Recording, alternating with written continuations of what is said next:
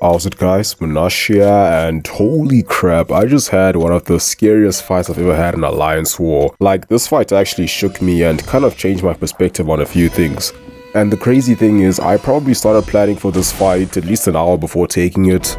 I mean, I didn't plan for a whole hour, but I planned for most of that time. And that's because I kind of made an error in preparation where I decided to bring Mr. Negative for a certain fight instead of a certain other science champ. Well, actually at first I was considering Red Guardian over Mr. Negative because he generally does better against EMP modifications since he can't gain buffs whatsoever. And he can also completely ignore Burden of Might.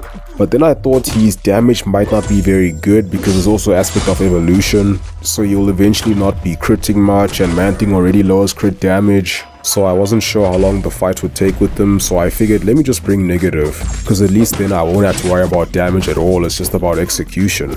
So I joined War, and after taking my first 3 fights, 2 of them with Negative, I started looking at this Man-Thing a little bit more closely and doing some tests to see how Negative interacts with some of these nodes. And then I realized that this fight might be a little bit trickier than I initially anticipated. So after fully understanding the placement and how Mr. Negative would interact with this node combination, I started practicing against my own rank 5 Man-Thing and basically just tried to simulate the fight as best as I could, and just being mindful of how the nodes will affect it and whatever boosts I'm using. So eventually I had a pretty good strategy for this fight where I could throw my special 2 before he even gets to 1 bar of power. So the plan was to parry twice and then evade, because that will place a delirious debuff which will lower his combat power rate for long enough for me to drop a combo without even giving him half a bar of power. And then I'll repeat that 1 time, and then after that just parry 5 more times to build more light energy. Then I'll just need to evade 1 more time to have a total of 18 dark energy, and if I were to use an advanced power boost I could immediately throw my special 2 after that. And then hopefully the special 2 should take him out. I mean, that was the plan, and yeah, I thought it was pretty good, pretty solid. I did plan it out for quite some time and just play out each scenario, like what would I do if I get this type of AI or RNG. So I'm like, okay, let me just go into the fight now. And then another mistake I made was agreeing to have someone place an Odin pre-fight for the shock resistance just to, take less EMP damage, so, maybe I don't have to worry too much about not dexing, because that was one of my main concerns, that with Burden of Might I won't be able to dex because then I'll lose all my buffs, and then when I do that I'll lose all my power. And then with EMP damage, of course, more shock damage when he throws a special attack, but I didn't think I'd have to bait many specials, so I wasn't really worried about that. So he offered me an Odin pre-fight and I happily took it, like, this is a great idea, what could go wrong?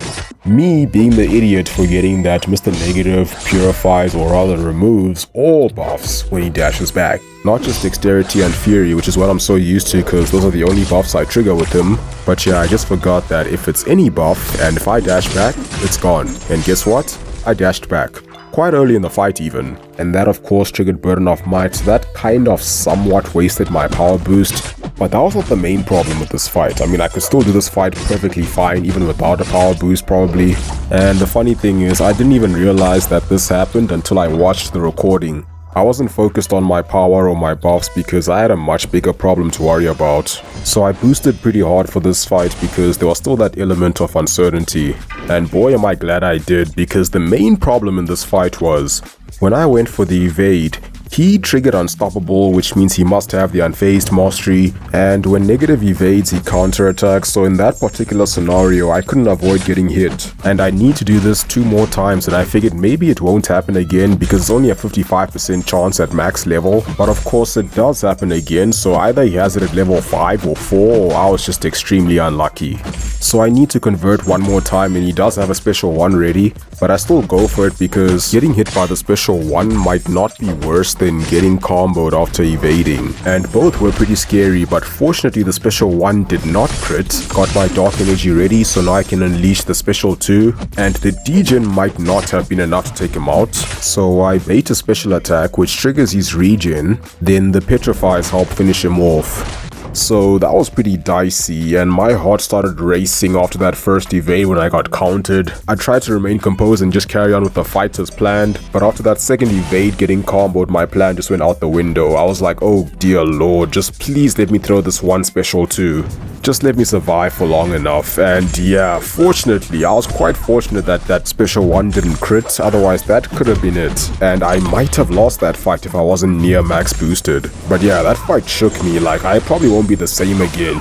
Just the fact that one particular mastery can sort of screw over Mr. Negative kind of makes me sad. I've actually been using him quite a lot this season with great success. I mean, this is the closest I've come to dying so far this season. So now I kind of need to be a bit more cautious when using Mr. Negative in war. Like, if I know they have unfazed, maybe I should change my strategy for converting energy. Like, use a special one or get hit by the last hit of the special attack, depending on the champ of course. Or alternatively, I could just use someone else, which is my least favorite strategy. But looking back, I probably should have picked Quake for this war, just to be on the safe side for that man thing. Even though I don't really want to use Quake in war, Chee would have been my best option for that man thing. So yeah, that was the scariest fight I've done this season. Definitely didn't see that coming from a man thing. I spent so much time preparing for it, but I still got thrown a curveball which almost ended me. It also made me reevaluate just how much of a difference fully optimizing your masteries for defense can make. Because unfazed can have very little to even no use on a particular defense, because the vast majority of champs do not evade, and even some that do won't really be affected by it if they're not counter-attacking. And it's still not guaranteed to trigger, it's only a somewhat decent chance at high levels. So is it really worth the 5 points? Well, maybe, or it depends. I mean, you saw what happened in that fight. I almost died, even though I boosted my tits off. Maybe if you know who you're up against beforehand, which we kind of do nowadays, then maybe you can plan for it. But still, it might be limited unless you're up against an alliance that's full of bitter steals and MP blazers, then maybe. But anyway, besides that one fight, the rest of the war was pretty smooth. In the final section, I took 3 mini-bosses, so there was first a Bishop with Vigorous Assault, Recovery, Indomitable, and Safeguard. So I just used Warlock for it. It's actually a very easy fight as long as you're good at parrying, which is not the hardest thing to master. So you pretty much just parry heavy throughout the fight and utilize the Infection to keep him below 1 bar of power. So whether his specials are unblockable or not, you don't have to worry about them.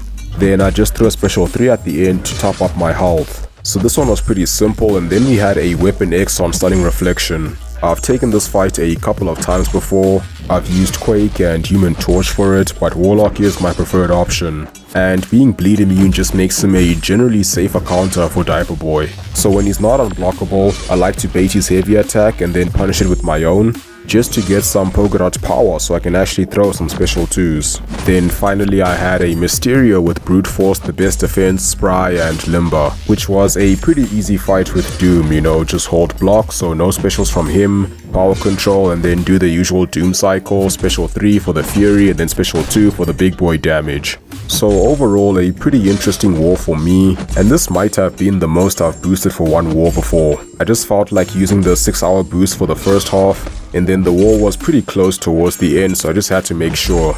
So we ended up winning this war, which is the 9th war of the season, the most recent one, by 1 death. So yeah, that's pretty much all I have for this one. I know I spent most of the time talking about one fight, but I'm just trying to get back into making more videos on a regular basis, which might mean shorter uploads for some time, or less commentary in some videos. But yeah, that's gonna be it for this one. Hope you guys found this interesting, and as always, thank you for watching. Have a wonderful day, and hopefully I'll see you soon.